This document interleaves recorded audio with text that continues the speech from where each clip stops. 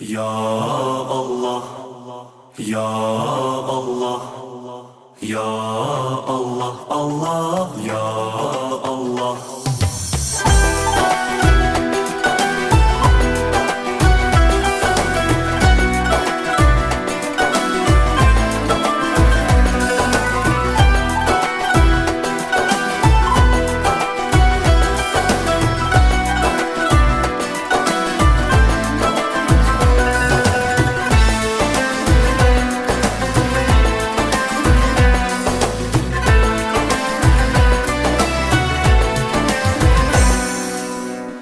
Bismillahni bilganim uchun, panohingda yurganim uchun, inson qilib yaratding Tangrim, senga qulluq qilganim uchun, qibla tomon borganlarimga, Baytullahni ko'rganlarimga, qulfu dilim ochilib har tong, sajdaga bosh urganlarimga, o'zingga bu hamdu sanolar.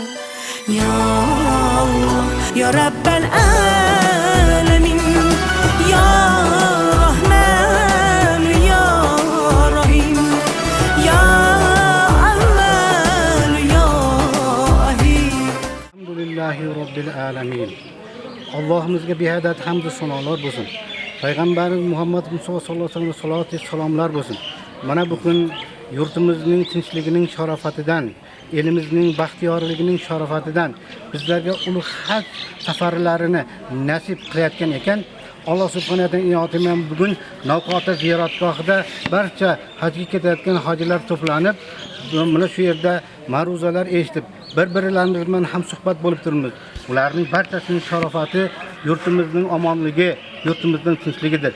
Mana ota-bobolarimiz ne orzularni qilib o'tgan. Ana ota-bobolarimizning orzulari mana bugun ro'yobga chiqib, yurtimizdan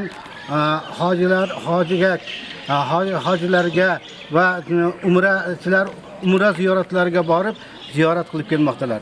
Biz mana yurtimizning ana shunday siyosatlaridan, yurtimizda joygan tinchlik, osoyishtalik, ofiyatlikning sharofatidan mana shu ahvolga yetib turibmiz. Bu hammamiz ham unga beadad hamd va sanolar aytishimiz kerak.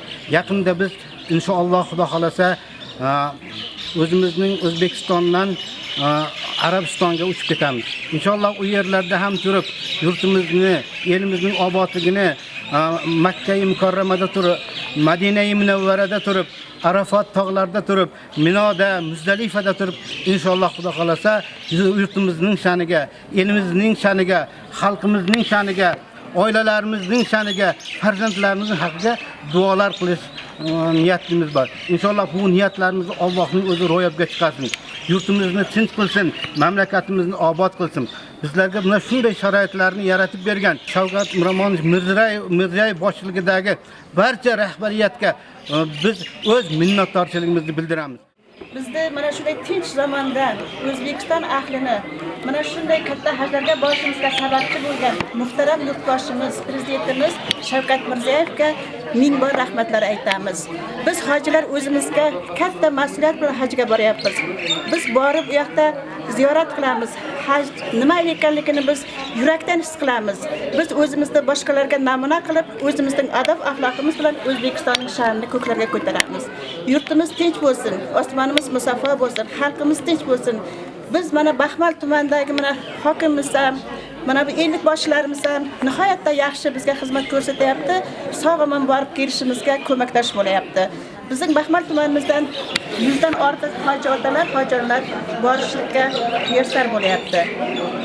Xalqimiz tinch bo'lsin, yurtimiz tinch bo'lsin. Mustaqil O'zbekistonimizga hech qachon ko'z tegmasin. Biz borgan joylarga butun O'zbekiston ahli, butun musulmonlar borishlik nasib qilsin. Allohga hamdlar bo'lsin, Allohga shukronalar bo'lsin.